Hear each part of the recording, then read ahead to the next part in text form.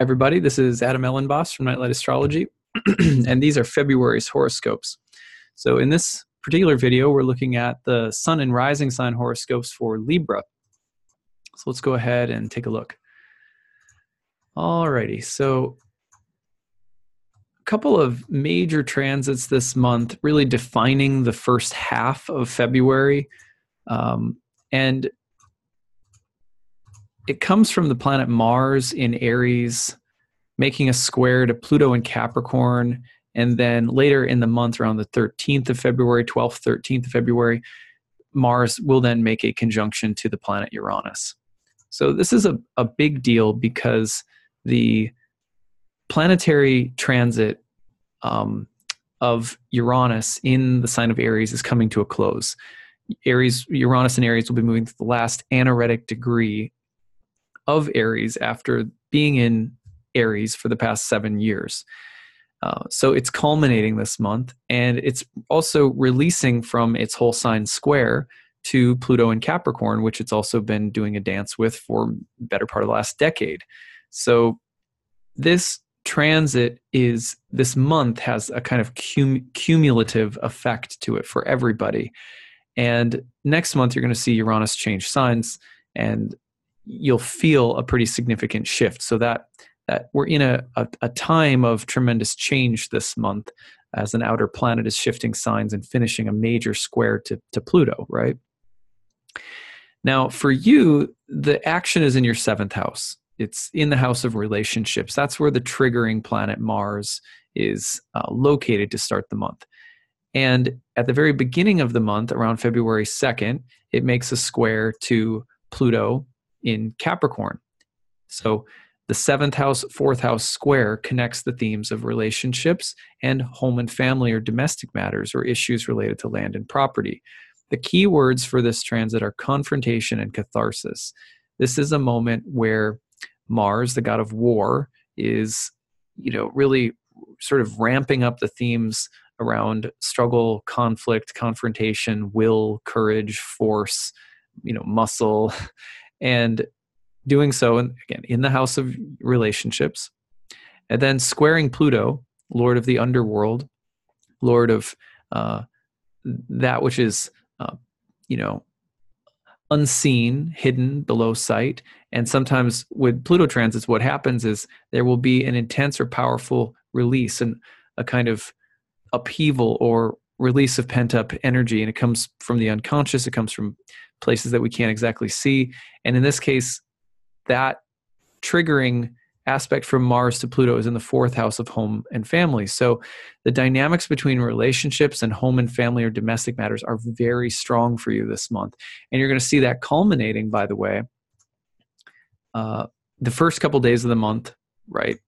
Big stuff with Mars's square to Pluto. But then when you go forward, you're also going to see that on February 12th, thereabouts, Mars will come into a conjunction with Uranus in Aries in your 7th house. So this moment of potential upheaval and catharsis around relational and domestic matters is, you have one powerful moment at the beginning of the month, but that leads to a kind of revolutionary kind of breakthrough moment around February 12th.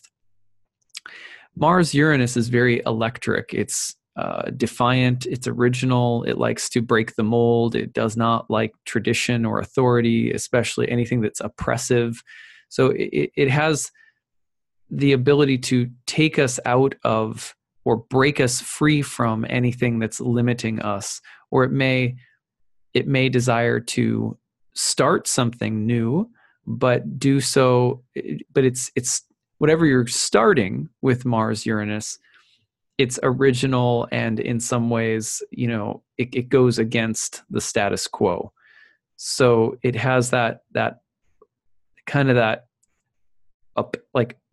it's sort of like an epiphany. When you just have one of those moments where you go like, oh, clearly this is what I need to do, like right now, and I have to do it right away. It's kind of urgent and sudden and has a liberating and awakening effect. So the potential for depth, intensity, and catharsis around home and relationships, and then a moment of great breakthrough around the 12th. Those are the two biggest transits of the month easily. But there are a few others that I have my eye on for you this month as well. So for Libras, you can also see around February 4th, there's an important new moon happening in the 5th house. Now, this is a house of pregnancy and children, so if you're trying to get pregnant, but a new moon plants a new seed. But this is also a house that in general in the ancient world was called the house of good fortune. And it was related to anything good that sort of happened, not so much by our own doing, but because there's a certain amount of good things that were allotted in life that are joyful and happy and happen really through no intention of our own. That's what the 5th house was traditionally associated with. It came later to be associated with all sort of merriment and joy and creativity and fun and pleasure. But the sense of children in the 5th house, for example, is sometimes more about, the romantic sexual spark than it is about like a planned pregnancy, which in the ancient world was more associated with the 10th house, for example. But all of that aside, just the new moon in the 5th house suggests positive developments happening this month, things coming your way that are good, maybe not entirely expected, but beneficial. But given the sort of shock and awe campaign of Mars, Pluto, and Uranus, there may be combined element of good things coming, though there's simultaneous shock and transformation and intensity happening at home and in relationships. So I think a mitigating factor is a pretty decent new moon in your 5th house of good fortune this month. Now, going forward, you can see a couple of other very important moments, like on the 14th, Mars will enter Taurus and move into your 8th house, where it will stay for the next 40 plus days. Now, the 8th house is related to spouse or partner's income or money. You may experience, there may be some changes around partner's business or a spouse or partner's money or income, maybe some challenges with Mars, god of war. Doesn't love Taurus. It's not the most comfortable sign for Mars. So some element of conflict or challenge or drudgery or, kind of that slower, heavier period for Mars that sort of trudges through earthy Taurus for the next 40 plus days. Now, the 8th house is also about endings, and it's also about karmic bills that are due. It's a slow moving transit. It's not the most, intense transit in the world or anything, but knowing that Mars is in the 8th house, you may prepare for the 8th house, for example, is associated with things that we owe in this life, that every man has a debt to pay, and we don't even know it. There's a list of debts that we don't even know we have. Paying them off is sometimes difficult. Sometimes it's easy. Sometimes when things are taken away, we say, yep, must have been time to have that taken away. And we roll with it and it's fine. Other times we struggle or resist it. But the 8th house is also related to income or assets that come through other people's losses or other people's karmic debts that come to us somehow through misfortunes or difficulties of others, or just in a general sense, money related to a spouse. So all of those themes will be pretty pronounced with Mars in your 8th house for the next 40 plus days, starting on Valentine's Day. So your spouse or your partner should foot the bill, or don't be surprised if they try to pawn it off on you. So anyway, let's go forward a little bit more. And another really important moment on February 17th into the 18th, Venus will conjoin Saturn in your 4th house of home, family, and property. The Venus-Saturn conjunction has a make or break feeling to it. It could be that you're coming to terms on some kind of an agreement around a living situation, or that you are working through some issues around family relationships, family karma. Venus, of course, as the goddess, likes to bring things together, and she likes beauty in the home, and she's a harmonizer. Saturn, on the other hand, is naturally the god of separation and of boundaries. So Venus-Saturn can be about the foundation of some new way of doing things or some new way of arranging things. For example, rearranging your house, or you know, hiring someone to work on the home, or signing a lease with a new roommate or something like that. But it can also be about the termination of agreements, saying, okay, you have these needs, I have these needs. It's better that we part ways right now. So getting clear about relationships and boundaries in relationships in the home relative to matters of home and hearth. Or you could also think about Venus and Saturn just representing an energy of time, age, maturity, beauty, and those themes or qualities just being important in the domestic sphere this month. So on the 18th, the next transit is Chiron is entering Aries and moving into your 7th house of relationships to stay for the better part of the next decade. So Chiron brings to light our wounds, and it begins a very deep healing process. So this process will be focused on the topic of relationships. This healing journey that you're going to go on for the next 10 years is all about your relationships and issues about power and powerlessness, issues about individuality and assertiveness, and dependence and independence. A lot of wounds and deeper healing work to do around these topics, and that begins this month. Now, on the other hand, Chiron's also the teacher, and so teachers are going to enter your life.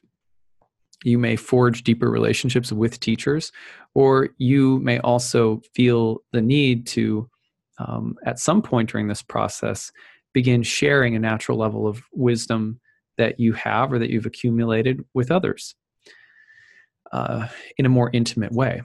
So Chiron and Aries changing signs, another pretty big deal. It's a slow-moving planet. All right, so the next transit is the next pretty big deal. There's every month, everything's a big deal. So the full moon will land in Virgo in your 12th house, as it is opposing the sun, obviously, but Mercury and Neptune, which are moving through a conjunction around the same time. This is an important moment because the 12th and the 6th traditionally have to do with transitions that are difficult or painful, or interludes in our life that are more, kind of more annoying and difficult. There's a lot to learn from these things, but in the ancient world, the 12th and 6th house have to do, for example, with the difficulty of starting things or the difficulty of resolving things. When both are highlighted by a full moon, it's important to know that around the full moon, there might be some little patch of dealing with something a little bit more challenging, and maybe a little transitional period in your life that's indicated by this full moon to come. But especially because Mercury is about to do a long retrograde in your 6th house next month, you want to be very careful about, staying out of drama, gossip, and conflicts with others, whether it's online or at work or at home, or because those conflicts may they may spiral out of control and create a more difficult period for the next month or so. So to me, this has the potential of a moment of reconciliation, or a time where you can decide to let something go and really be done with it, even if it's a little bit difficult. Or it has the potential to be about miscommunication, misperceptions, bad information, bad decision-making, lack of rational thinking, and creating a more stressful drama that drags on for a while. So I would be very careful about this. And if there's downtime that you need because you're not feeling well around this time of the month, or you just around the full moon, you're just feeling a little exhausted or drained, just be honest with people and take the time that you need, because it may also be a time where you just need to recharge your battery a little bit. All right. So February 22nd is the last transit of the month that I have marked down, and it is a Venus-Pluto conjunction. So Venus and Pluto conjoining in your fourth house, another moment of depth, intensity, and catharsis around the topic of, women, beauty, love, friendship, the home, and family.